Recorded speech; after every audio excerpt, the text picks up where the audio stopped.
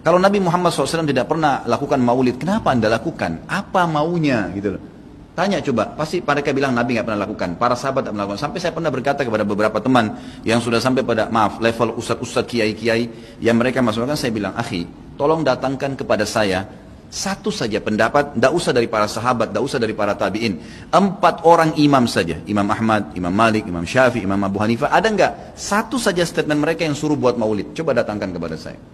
Tidak pernah ada, satu pun tidak ada statement mereka. Dan itu muncul justru setelah mereka meninggal. Imam Abu Hanifah meninggal tahun 150 Hijriah, Imam Malik meninggal 179 Hijriah, Imam Syafi'i meninggal 204, Imam Ahmad meninggal 240 Hijriah. Itu munculnya maulid di tahun pas Imam Ahmad terakhir tuh, 10 tahun sebelum meninggal, 230 Hijriah oleh orang-orang Syiah yang ada di Mesir. Itu mereka lakukan.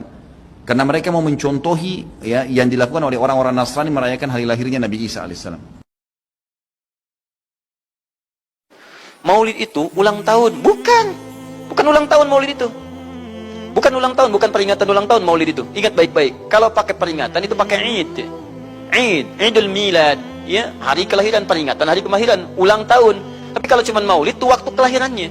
Apa hukumnya hari kelahiran? Hari kelahiran gak ada hukumnya. Yang melekat hukum itu bagaimana menyikapi hari kelahiran itu. Itu poinnya. Paham ya? Ketika ada perbuatan melekat kepadanya, maka di situ ada hukum. Maulud itu bayinya berarti nabinya. Apa hukum maulud? Apa hukumnya Nabi? Nabi yang lahir gak ada hukumnya. Jadi kalau Anda menolak maulud dengan pengertian seperti ini, maka Anda keluar dari Islam. Kalau dalam hukum seperti ini, saya menentang maulid Nabi, berarti Anda menentang kelahiran Nabi SAW. Saya menentang maulud Nabi, berarti Anda berhadapan dengan Nabi, Anda musuh Nabi.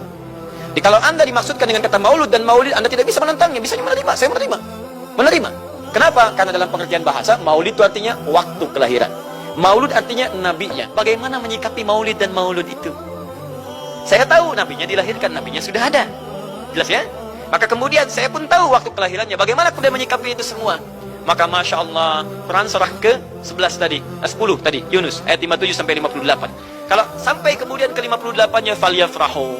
Gembira antum. Gembira, bahagia, silahkan. Maksud tidak gembira? Nabi Isa gembira, kita tidak gembira. Ya? Nabi Ibrahim gembira, kita tidak gembira. Nabi yang tidak melihatnya gembira. Masa kita yang mendapatkan bagian Nabi tidak gembira? Jelas ya?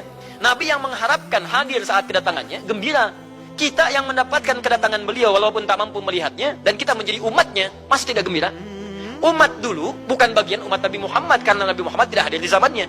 Gembira dengan berita kedatangan Nabi Muhammad, padahal nabinya belum datang. Masa kita yang jadi umatnya, yang nabinya telah kemudian kita dapati walaupun tidak melihatnya, masa kita tidak ikutan gembira? Maka pertama kita mesti gembira. Maka yang kedua, bagaimana mengekspresikan kegembiraan itu. Maka contoh-contoh dari Nabi SAW, bagaimana mengekspresikan kegembiraan dengan Nabi SAW itu. Pertama, Nabi sendiri menyikapi hari kelahirannya dengan berpuasa di hari Senin. Jelas ya? Ini bagi Nabi sendiri pribadinya. Nanti jadi hukum untuk kita. Nah, sekarang bagaimana para sahabat menyikapi kelahiran Nabi SAW, kedatangan Nabi SAW, dan menyikapi keberadaan Nabi SAW.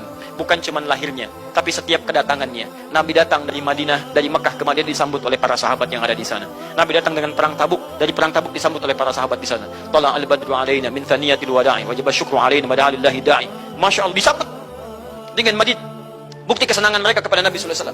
Ada yang memuji Nabi SAW seperti Hasan bin Thabit, buat puisi-puisi memuji Nabi. Seperti Zuhair bin Abi Salma, tadinya musuh Nabi, begitu masuk Islam memuji Nabi SAW.